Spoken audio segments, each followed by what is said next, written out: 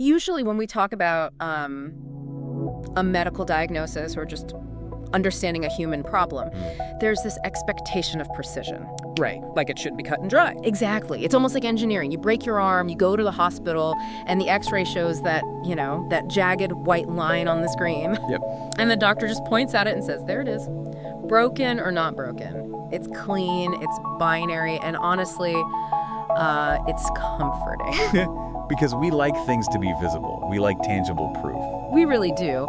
But when you step into the world of human interaction, like how we actually communicate with one another in a crowded room, and then you go even deeper into the microscopic chemical languages operating inside our own cells. That X-ray machine is completely useless. Literally useless. We are looking at a landscape governed by hidden languages that essentially dictate our reality. And, those hidden languages are running the show entirely in the background. Yeah. We spend an enormous amount of energy obsessing over the explicit words we speak, or, the literal milligrams of a medication we swallow. Right, the stuff we can measure. Exactly. While remaining blissfully unaware of the parallel systems that are actually doing the heavy lifting. And these unspoken systems operate with incredibly strict rules. They have a grammar. They have a very precise grammar. Yet because they are silent, we just treat them as secondary. And that is exactly what we are decoding today on this deep dive. If you're listening to this right now, whether you are, say, a language student trying to reach fluency, or a traveler navigating foreign cities, or even someone dealing with chronic physiological stress and pain. Yes. You are immersed in these invisible systems. So we're going to explore how a physical smile operates as a universal alphabet that cuts right through the thousands of spoken languages on Earth. This is fascinating. It really is. We'll look at why our facial muscles physically betray us when we lie. And then we're going to journey inward, deep into the nervous system to understand a chemical language called the endocannabinoid system. Also known as the ECS. Right.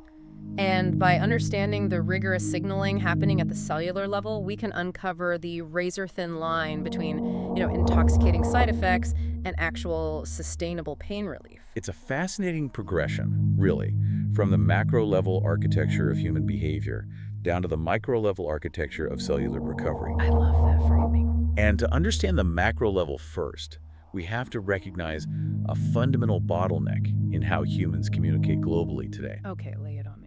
Well, we currently have over 7,100 spoken languages on this planet. Which is just a staggering number of ways to say hello. It is, but the reality of our modern era is defined by a severe digital divide. How so? The digital infrastructure we all rely on heavily prioritizes just a handful of those languages. Yeah, I see, like English and Mandarin. Right, English, Mandarin, Spanish. The internet is highly optimized for you if you speak this. Yeah, that makes sense. But if your native tongue falls outside of that narrow linguistic corridor, your ability to express complex ideas on a global digital scale is severely marginalized. You're just cut off. Basically, the syntax, the history, the cultural nuance of thousands of languages are essentially filtered out by the digital platforms we use. But there is a workaround, right? Like a parallel system of communication that entirely bypasses this digital divide and, need for translation software. Yes. And it relies on something as fundamental as light. Sight is essentially the ultimate universal objective language. Okay, unpack that a bit. Think about it not just as vision, but as a system of communication that utilizes an alphabet of photons. An alphabet of photons, I like that. Right. When light bounces off an object, it creates a visual vocabulary of colors, shapes, textures. Sure. So if you have a room full of people from 10 different countries, speaking 10 different languages, and an apple falls off the table. Everyone sees the same thing. Exactly. Every functional eye in that room perceives the exact same visual data.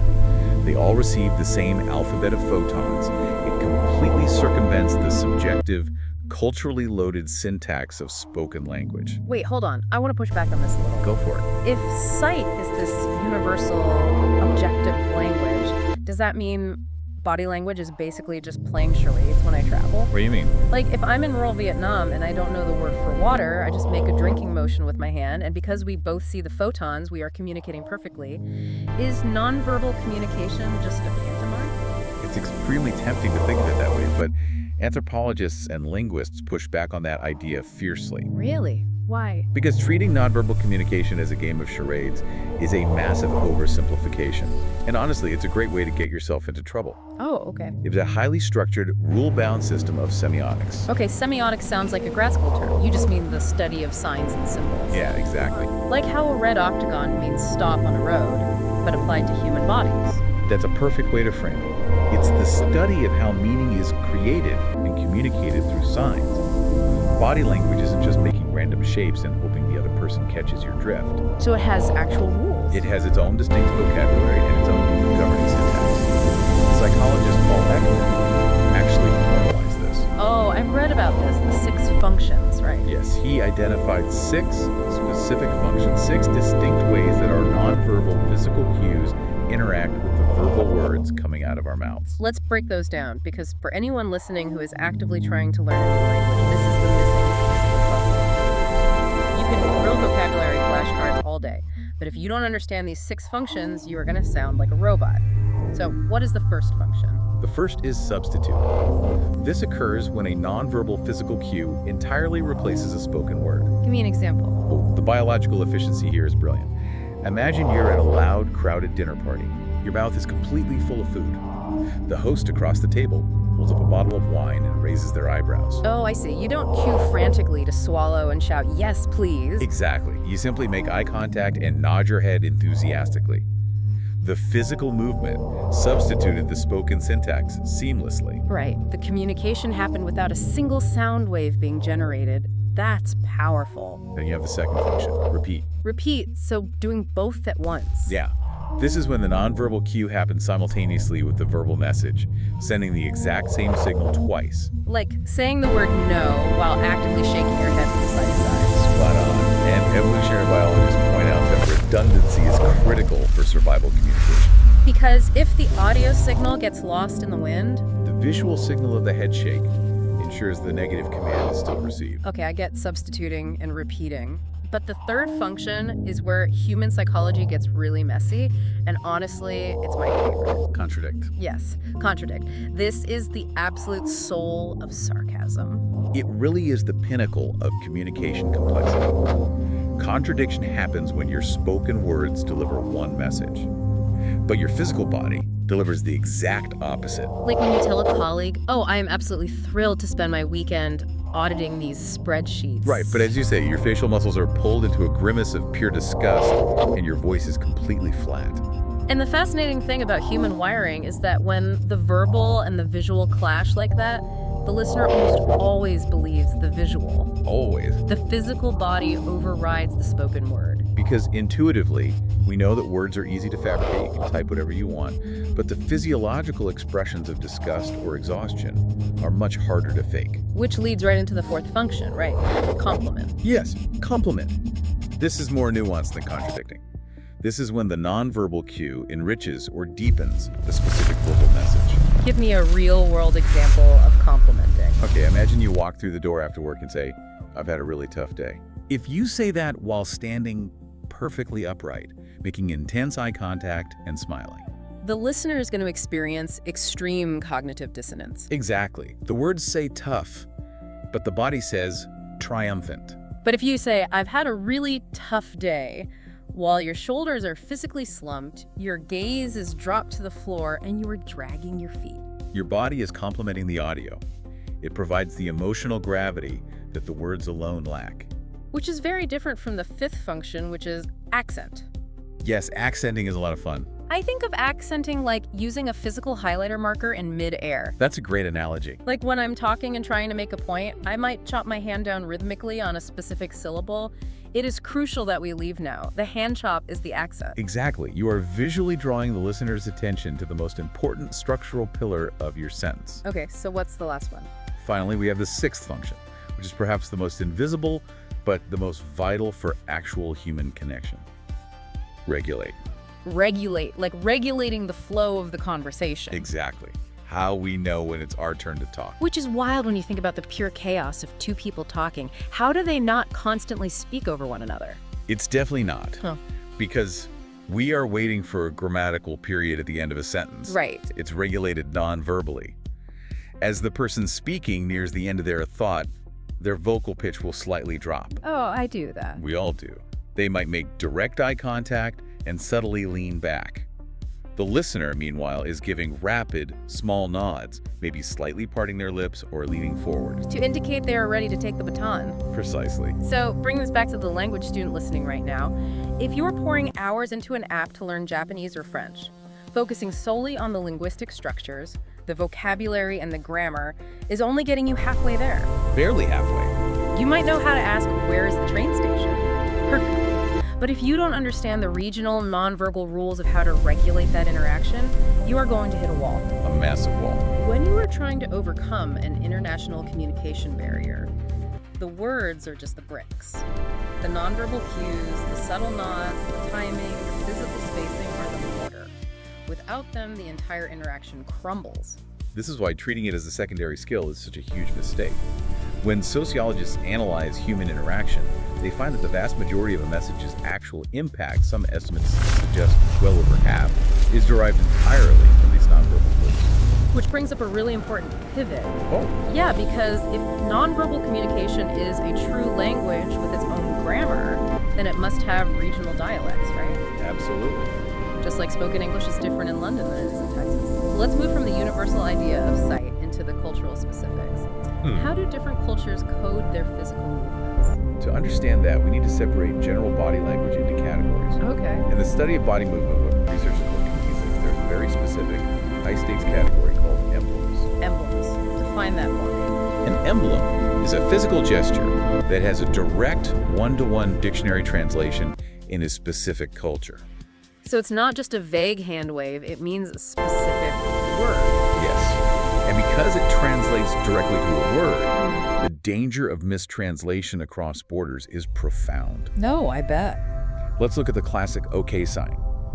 You touch your thumb and forefinger together to form a circle and extend the other three fingers upward. Sure, very common. Right. In North America, the linguistic translation of that emblem is good, affirmative, or perfect.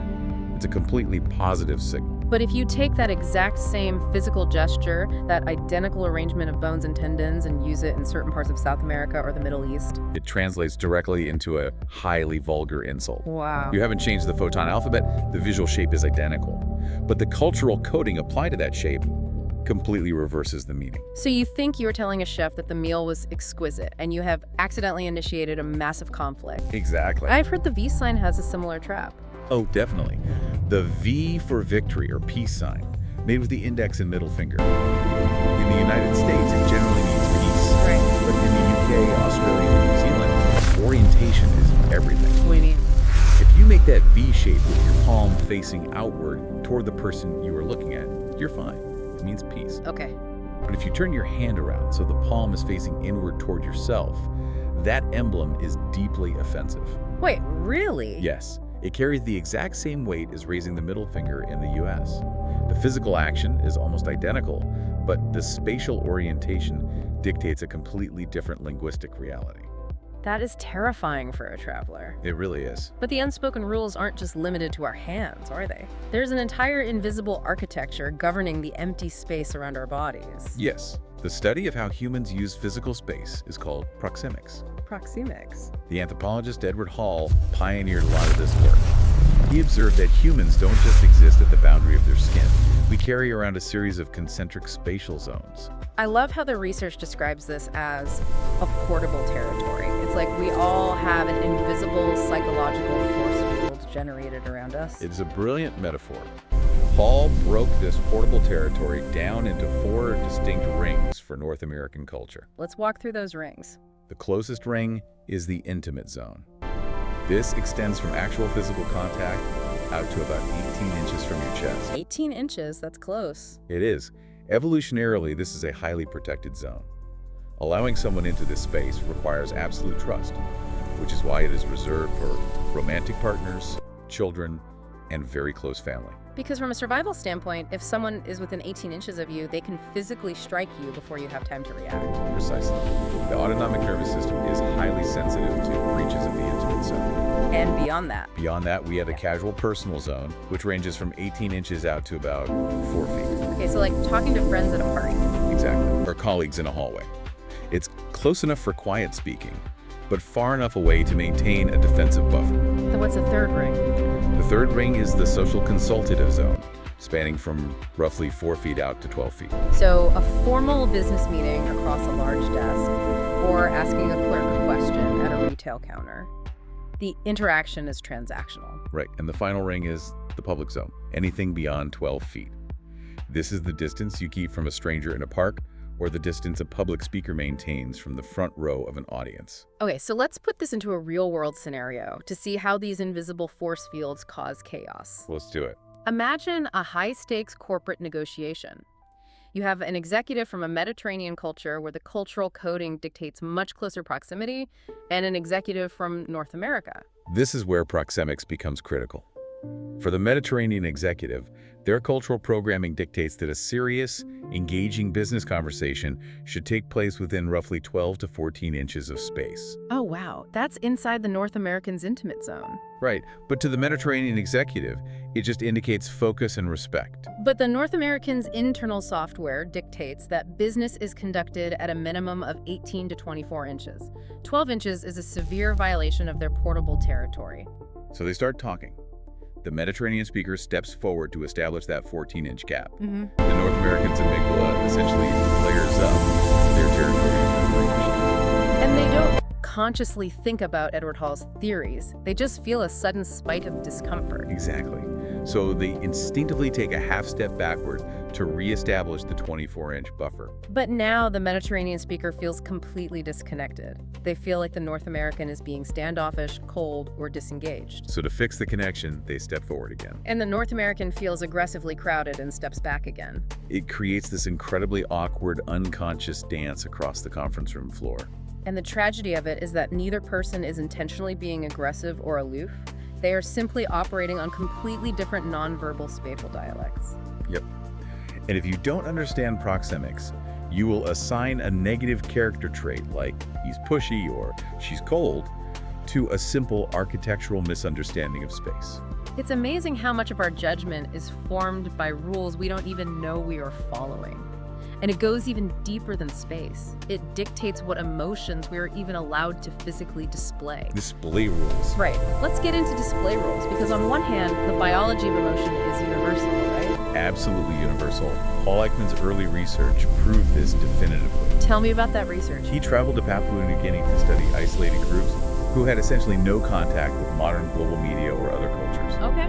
He found that they could perfectly identify the basic emotions, anger, disgust, fear, joy, sadness, and surprise on the faces of Westerners in photographs. Wow. So the biological hardware is the same. Exactly. The zygomatic major muscle pulls the mouth into a smile, whether you are in New York or a remote jungle. The hardware is the same. The biology wants to express the emotion. But culture dictates when that hardware is allowed to turn on. That is the essence of a display rule. A display rule is the cultural software that polices the biological hardware. It tells you who you are allowed to show an emotion to and in what context.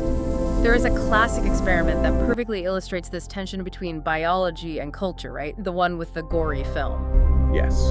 Researchers took 2 groups of subjects, one group of Japanese viewers and one group of American viewers, and had them watch a highly graphic, gory medical procedure on film. Okay, the methodology here is crucial, so lay it out for us. In the first phase of the experiment, they had the subjects watch the gory film completely alone in a dark room. They were being covertly recorded. And what happened? Under those solitary conditions, the results were identical. Both the Japanese viewers and the American viewers displayed clear, universal facial expressions of intense disgust. Noses wrinkled, upper lips raised. Exactly. The biological reaction to the unpleasant visual stimulus was uniform. But then, phase 2. The researchers introduced a single variable into the room. Right. They had the subjects watch the exact same gory film again, but this time, a scientist, an older, high-status authority figure in a white coat, sat in the room with them. And the physical responses completely diverged. Wildly diverged. The American viewers, operating under cultural display rules that generally permit the expression of negative emotions in the presence of others, continued to show the facial expressions of disgust. They openly grimaced at the screen. But the Japanese viewers did something entirely different. Yes, Japanese culture has highly stringent display rules regarding the maintenance of social harmony and respect for hierarchy. So showing intense negative emotion like disgust in the presence of respected authority figure is usually coded as inappropriate. Correct. So when the high-status scientist was in the room, the Japanese viewers masked their biological disgust with a polite smile. Their brain processed the gore, the amygdala triggered the disgust response, but their cultural software intervened at the last possible millisecond and overlaid a smile. It's a profound, real-time wrestling match between nature and nurture. And here's the most incredible part. When Ekman went back and reviewed the tapes of the Japanese viewers in slow motion, frame by frame, what did he see? He found that the mask wasn't perfect. For a fraction of a second, maybe a 15th of a second, the muscles of disgust would fire. The nose would begin to wrinkle. Yeah. But then the conscious mind would catch up, suppress the biological reflex, and force the zygomatic muscles into a smile. The true emotion leak out before the cultural rule could completely lock it down. Which is the perfect bridge into the mechanics of deception. We've talked about how we consciously use our bodies to complement our words, and how we use cultural rules to try and conform. But what happens when the mask slips? What happens when our bodies betray us against our will? This brings us to the concept of nonverbal leakage. Okay, tell me about that. The psychologist Bella DiPaolo has done extensive research on the unbidden quality of nonverbal cues. Unbidden quality. Yeah, the premise is that we exert an enormous amount of conscious, pre-planned control over the words we speak. We rehearse what you're going to say. We edit our texts. But our physical bodies are incredibly difficult to micromanage in real time. Wait, hold on. I have to challenge this premise. Right, what's your thought? What about psychopaths? Or politicians? Or someone facing life in prison for a crime? If someone's literal survival or freedom depends on selling a massive lie, shouldn't they be better at controlling their physical mask? Wouldn't intense motivation make you a better liar? It's a completely illogical assumption that higher stakes create a tighter performance. But the psychological data reveals a fascinating, counterintuitive truth. Which is? Highly motivated liars are actually easier to catch than casual liars. That seems backwards. The harder you try to lie, the worse you are at it. It comes down to a concept called cognitive load. Cognitive load. The human brain only has a finite amount of processing bandwidth.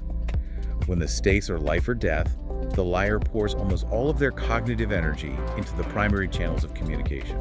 So they meticulously monitor the logical consistency of the words they are saying? And they rigidly lock down their primary facial expressions to ensure they look sincere and cooperative. But because all the power is being diverted to the face and the vocal script. The dam breaks somewhere else. The brain doesn't have enough bandwidth left to police the extremities or the autonomic nervous system. The truth leaks out through harder to control channels. Give me an example. What channels?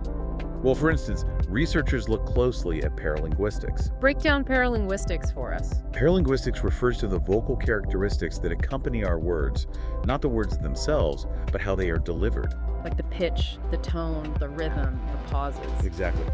When cognitive load increases during a high-stakes lie, the vocal cords physically tighten due to stress. This causes a subtle, involuntary rise in vocal pitch. Oh, wow. You also see an increase in unnatural hesitations or non-ah speech disturbances, because the brain is frantically trying to build a fabricated reality on the fly. Now what about the body? How does the body leak? The leakage flows to the parts of the body furthest from the brain's conscious control. Like the hands. Yes. The hands might begin self-soothing behaviors, like rubbing a thumb cuticle or fidgeting with a pen.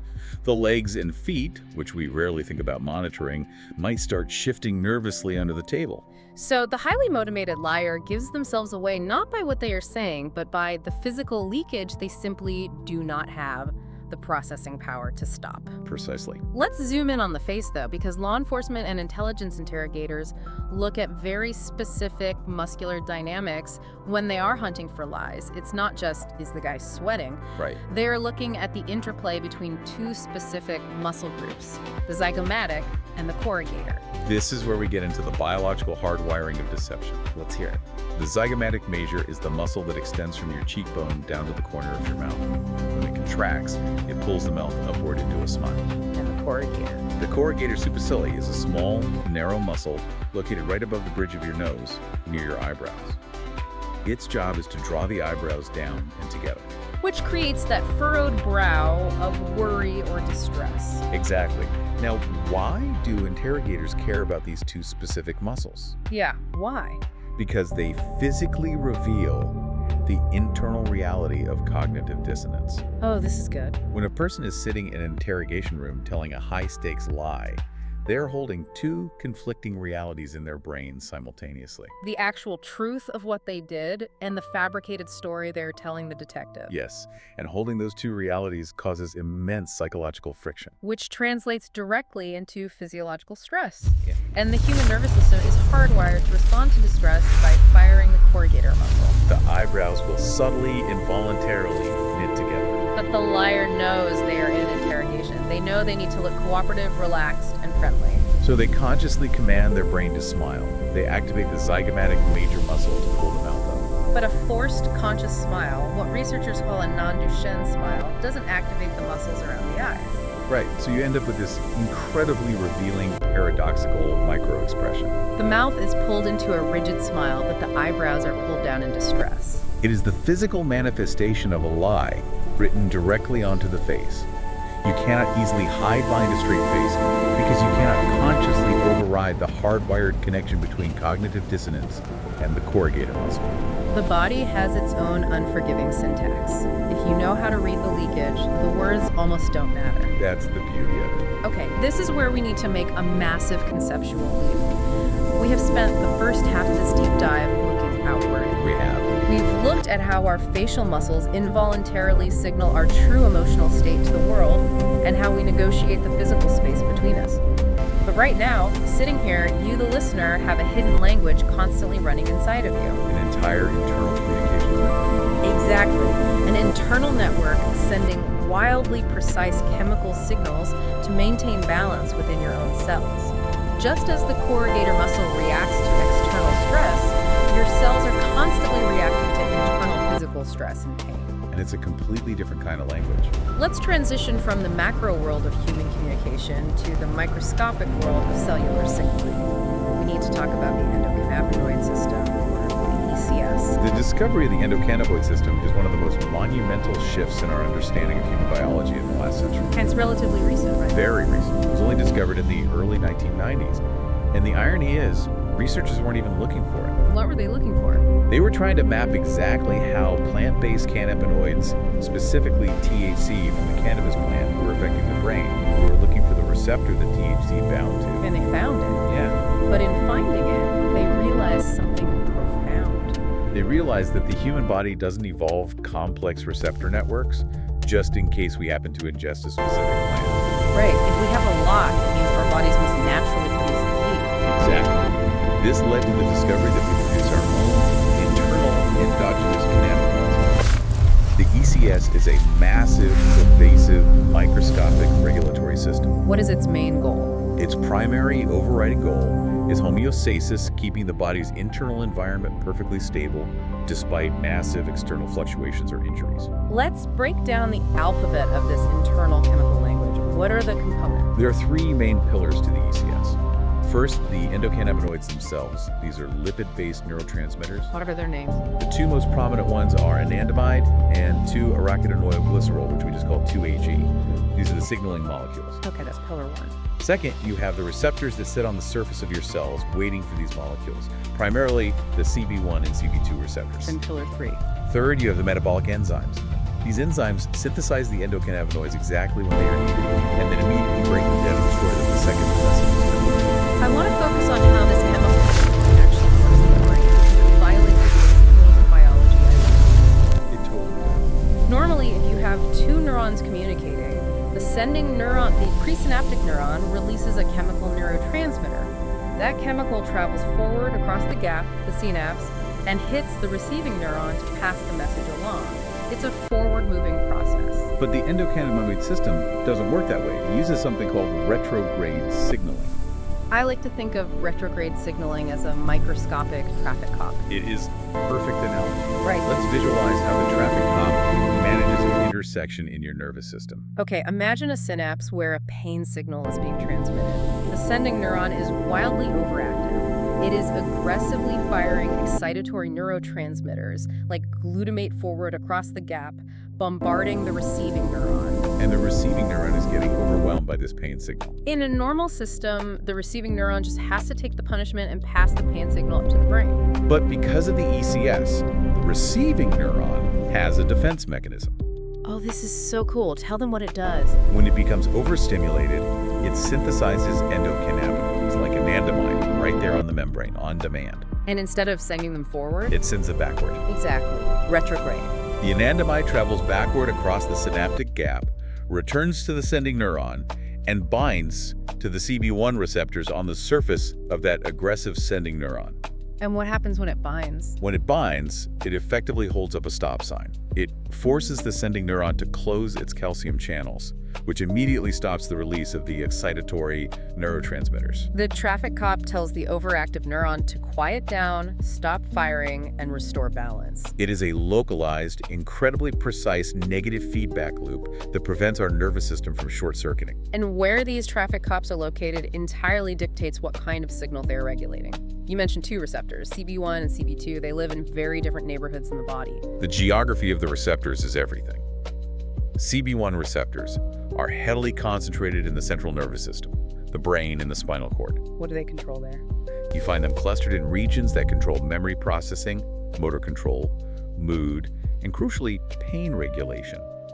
Because they are the dominant receptor in the brain, binding to a CB1 receptor is what mediates psychoactive effects. It's what causes the high associated with THC in CB2. CB2 receptors have a completely different zip code. They're located primarily in the peripheral nervous system and on immune cells throughout the entire body, like macrophages or microglia in the brain. And what's their job? Their primary job is regulating immune responses and modulating severe inflammation at the site of an injury. And here is the critical distinction. What's that? Stimulating a CB2 receptor on an immune cell does not produce a psychoactive high. It just manages the physical cellular recovery. This internal language is so incredibly powerful. To truly understand how much control it has over our perception of reality, we have to look at a mind-blowing medical case study. The Scottish woman. Yes. A few years ago, a woman in Scotland went to the hospital for a surgical procedure on her hand and wrist. This is typically a highly painful orthopedic surgery. But the anesthesiologists noticed something bizarre. What did they notice?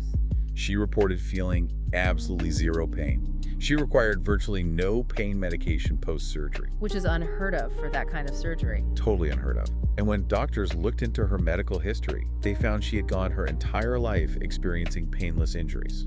Like what kind of injuries? She had suffered cuts, burns, even broken bones, and simply never felt them. Furthermore, she never experienced anxiety or depression, and her physical injuries healed at an unusually rapid rate. She was essentially a medical superhero, but it wasn't magic. It was a localized mutation in her chemical grammar. Yes.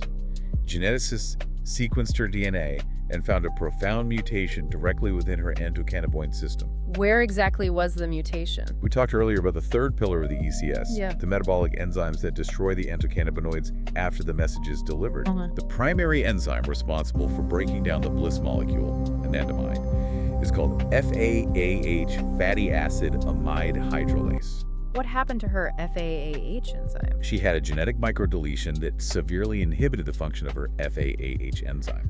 It was broken.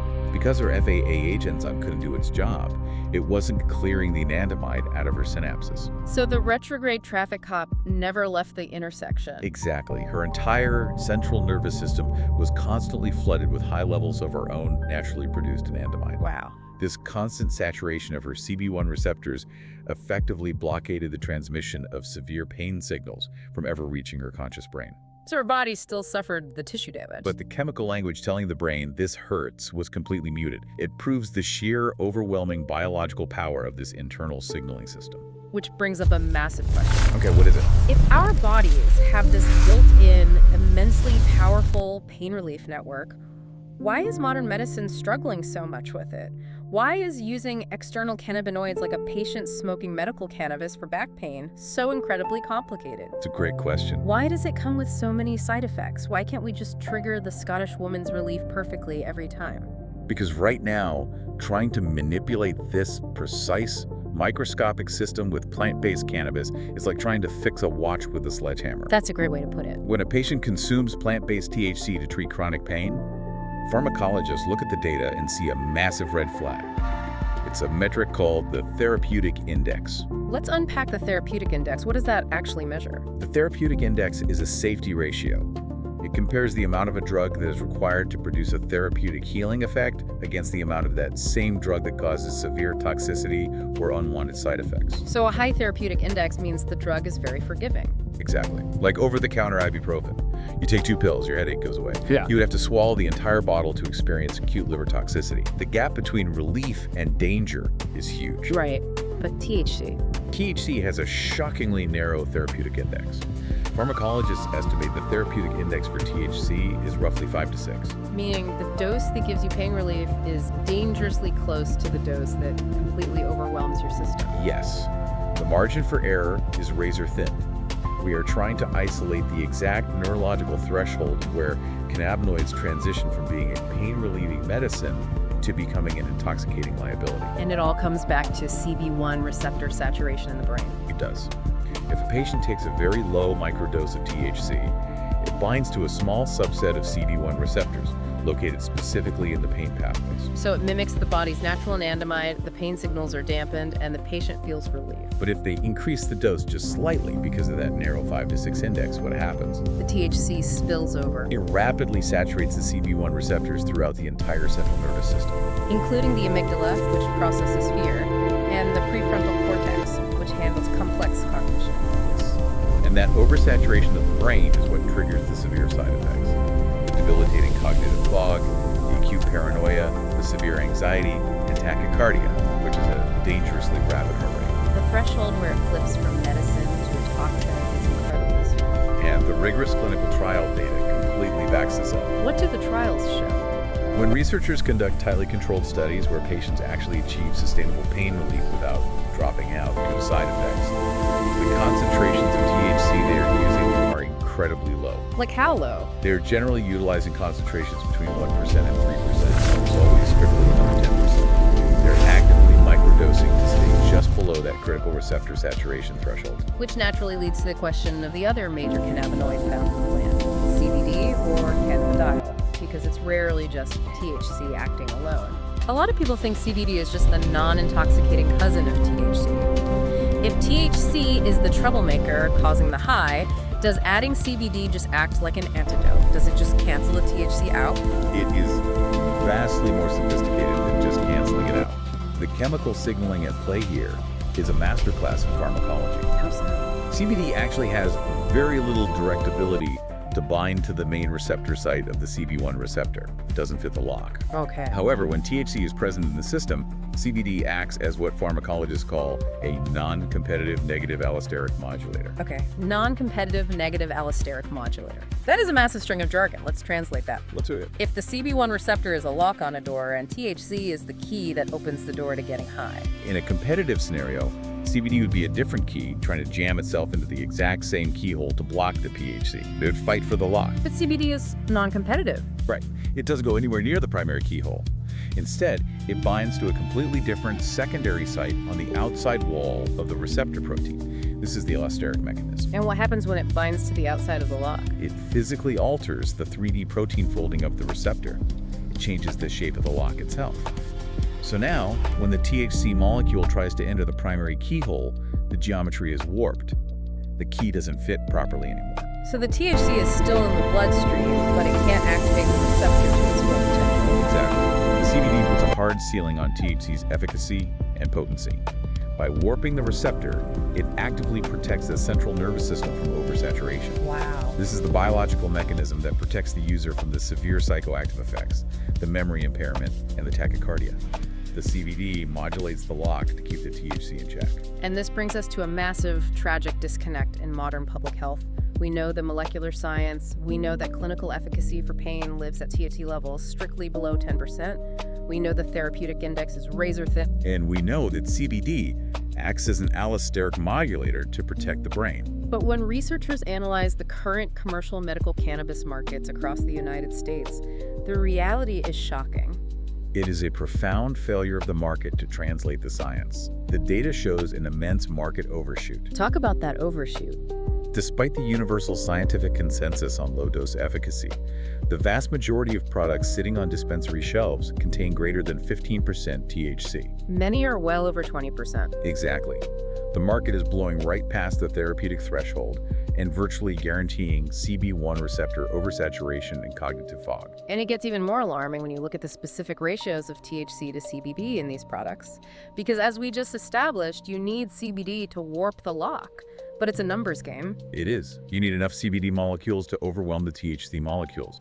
The researchers broke down the market into specific ratio categories. Tell me about the 1.1 ratio. This is a major misconception. A lot of patients assume a 1.1 ratio equal parts is. THC to CBD is perfectly balanced and safe. But the pharmacological data says otherwise. Explicitly otherwise.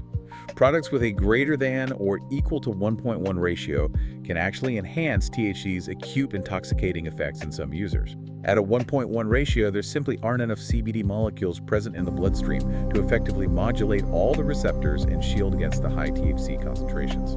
So what is the mathematical ratio required to actually trigger that allosteric protection?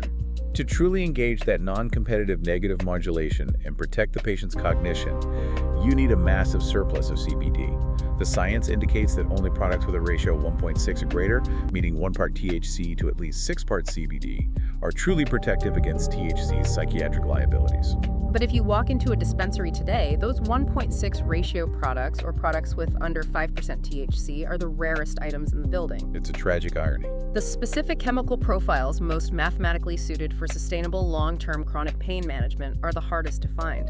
Patients are desperately seeking the relief of the Scottish woman, but they are being funneled into highly intoxicating commercial options that leave them vulnerable to anxiety and cognitive impairment. Which forces the medical community to ask a critical question. How do we bridge this gap? Right. If plant-based cannabis is too blunt of an instrument, and the commercial market is heavily biased toward intoxication, how do we bypass that entirely? How can we hack the body's own internal endocannabinoid system for sustainable cellular recovery without ever touching the brain? We want the pain relief without the sledgehammer. And that brings us to the frontier of this science. We are moving away from flooding the entire central nervous system and instead targeting the periphery. The exact site of the injury. We want to stop the pain at the site of the injury before the signal ever reaches the brain. Let's talk about the development of synthetic dual-acting compounds. This is where rigorous chemical signaling gets incredibly precise. Researchers are developing synthetic molecules designed to mimic the Scottish woman's genetic mutation, but only temporarily and only locally. Okay, so the first half of the dual-acting compound is an FAAH inhibitor. Just like the Scottish woman, this drug intentionally blocks the FAAH enzyme from destroying the anandamide. Right. You apply this inhibitor to the site of an injury, say a severely arthritic knee. The local FAAH enzyme is shut down, which causes a localized flood of your own natural anandamide, the bliss molecule, right at the knee. Yes, and it binds to the local receptors and immediately suppresses the pain signals traveling up the leg. But human biology is never that simple. The systems are heavily intertwined. What is the catch? The catch is receptor spillover. Receptor spillover. Yeah, if you artificially flood a localized area with anandamide, it doesn't just quietly bind to cannabinoid receptors. If there's too much, it can accidentally bind to a completely different receptor called TRPV1. And what does TRPV1 do? The TRPV1 receptor is a propane pathway. Uh-oh. Its evolutionary purpose is to detect noxious heat, like the burning sensation of a hot stove or a chili pepper, and protect you from future damage. So if your excess anandamide spills over and hits the TRPV1 receptors, you could inadvertently trigger a massive increase in pain and inflammation. You'd be causing the exact problem you're trying to solve. So how does a dual-acting compound navigate that minefield? The second half of the compound is a TRPV1 antagonist. So it blocks it? It acts as a chemical shield. It binds to the TRPV1 receptors and blocks them, shutting the door. Wow. So the dual-acting compound simultaneously boosts your natural pain-relieving anandamide while shielding the pathway that could accidentally trigger more pain. It is an exquisitely calibrated intervention that manages chronic inflammation entirely within the peripheral nervous system.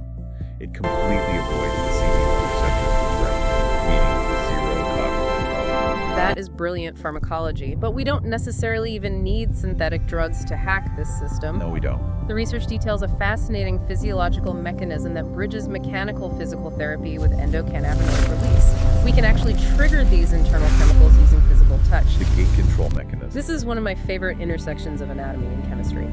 The gate control theory of pain was developed by researchers Wall and Melzack. And what did they propose?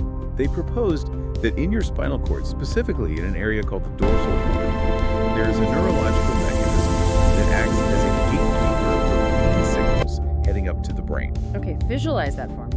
When you suffer tissue damage, the injury sends slow, throbbing pain signals along nerve pathways called C fibers.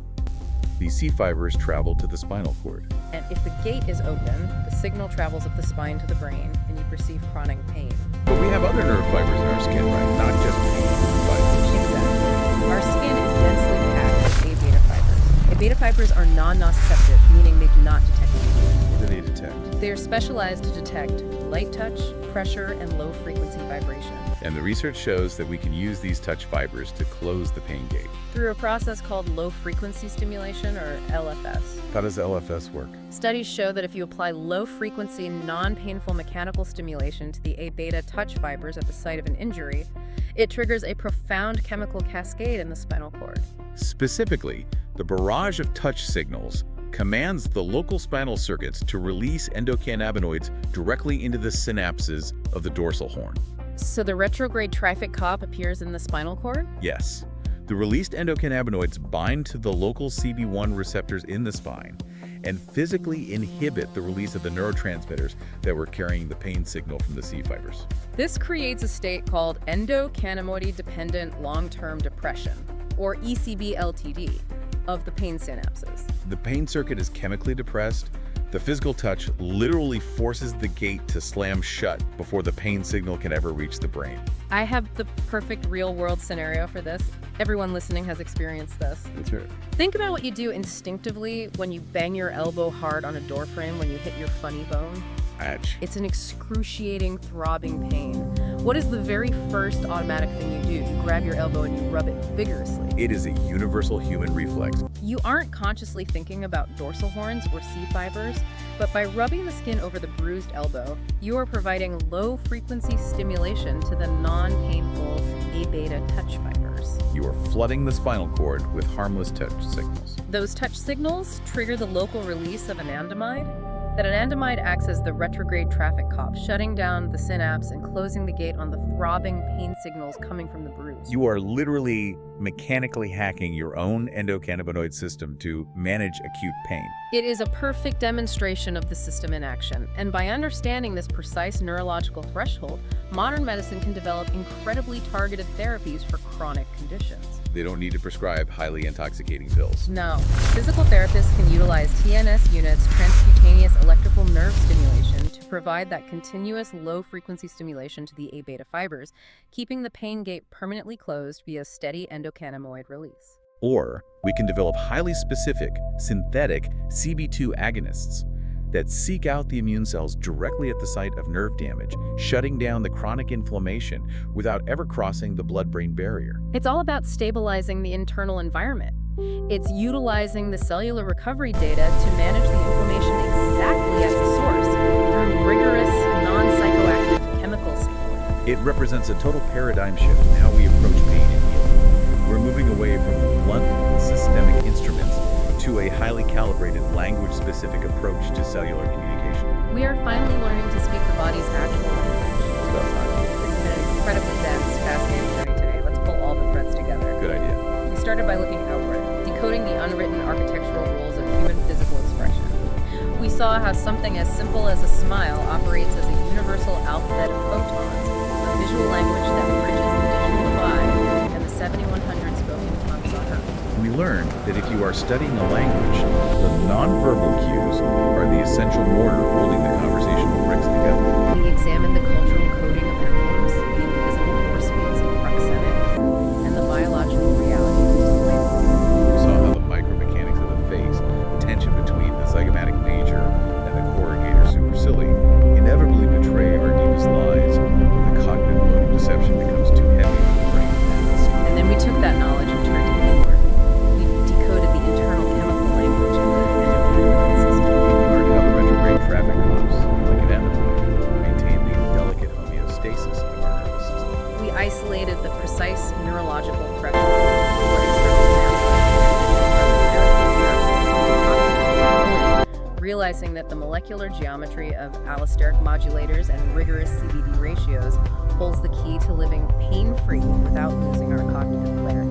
Which leaves us with a deeply provocative final thought. Oh, lay it on us. If we connect everything we have discussed today, the external, involuntary leakage of our physical bodies and the internal, precise chemical pathways of our nervous systems, we have to look at the immediate future of technology. Where are we heading? Right now, computer scientists are training artificial intelligence systems equipped with ultra-high-resolution cameras.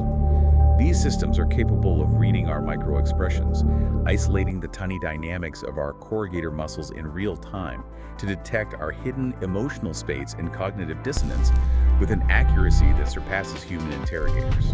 And simultaneously, synthetic pharmacology is mapping the endocannabinoid system down to the atomic. We're creating dual active compounds that can manipulate our neurones pain, stress, bliss. So the question we are left with is this.